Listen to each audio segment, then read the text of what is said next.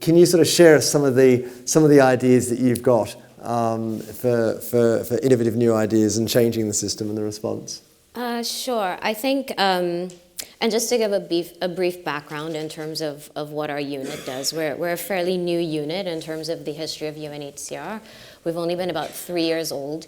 And what we've been looking at is how can we apply innovation that we sort of define as a process, and how can we apply that to really coming up with new solutions to some of the challenges that displaced communities face. And like Farouk and Joanne, a lot of our work is very much centered on what you'd call protracted situations. So moving outside of the emergency context, you do find that many refugees find themselves displaced. The current statistics are on an average of 17 years. Only recently we actually started a new lab that's looking at how possible it could be to innovate in an emergency, but we've really been looking at a lot of protracted situation solutions. For us though, we've just in the humanitarian sector on a whole, there's been a lot of talk about innovation, and it's sort of trendy, and a lot of different UN agencies and INGOs have innovation units now. And there have been a lot of amazing things coming out of that movement. But they've been very sort of top down. They've been looking at, how can we, for example, we look at education. How can we provide greater access to education for refugees? And we have a lot of great work with great partners where we develop, digital schools in a box. We boost connectivities in camps. But some of the things that we really want to look at are what we call bottom-up innovation.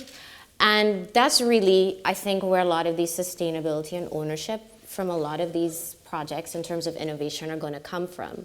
And it's also a way of really maximizing, the economic potential of refugees. Because as Joanne clearly pointed out, in a situation where a displaced person doesn't even have the right to work or the right to gain an income, basically the problems that they have are going to be very close to the problems that any urban poor person would have. They don't have means to livelihoods, therefore everything else sort of cascades from there.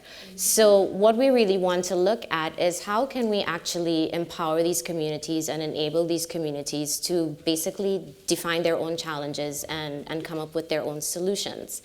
So some of the things that we have been working on in that regard are using a process called creative capacity building that was developed by MIT's D-Lab.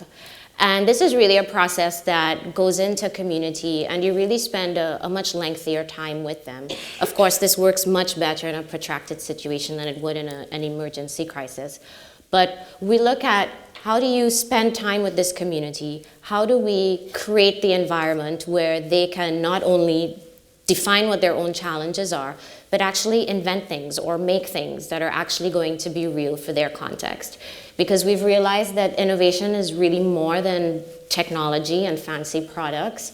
For us, it's really about understanding a particular process and understanding the way that we go about things, in that we're always thinking about the user. In our case, it's refugees and it's displaced persons. And bottom-up innovation is really looking at, can the user actually lead the innovation process? So we've heard a lot about user-centered design, but now we're looking at what's the possibility for user-led design. And so coming out of some work that we recently did in Uganda with 40 refugee innovators, we were basically looking at what is the kind of framework and ecosystem that we can now create for these groups. They very frankly told us, we're not waiting on UNHCR to do anything for us. And, there are a lot of failures within the humanitarian agency. And I think this is where social entrepreneurs come in. It's that while governments and political systems play catch up, it's often the social entrepreneurs who can step in and come up with some of these solutions. And so what we really want to look at now is how can we provide that support to the refugees who actually are innovating, who don't really need us to innovate for them. What they need from us is to create an environment where they can do that. They need the resources, they need mentorship, they need access to financial markets, to financial systems, they need training. So these are some of the bigger things that we're looking at.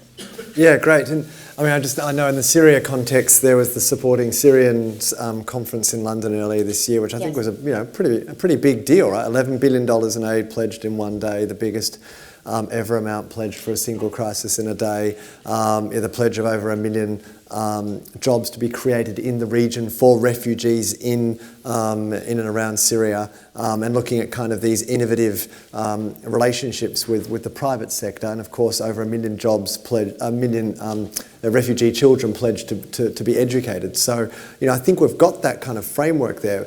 But can you talk a little bit about the role of the private sector? How do we get the private sector more involved in this? What is the role for business? In a country like Jordan, right, there should be kind of innovative business and private sector examples of kind of that support. Yeah, I think when it comes to engaging with the private sector, our approach as the innovation unit has been more of, yes, you give funds, but we actually want you as a partner and we want you to operate in your area of expertise.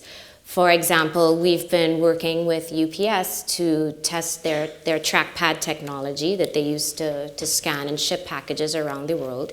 And we've been testing that approach for doing distributions in camps. So yes, UPS can give us a chunk of money, but we've really found that engaging the private sector, it's actually a much stronger relationship if they're working within the domain of their expertise.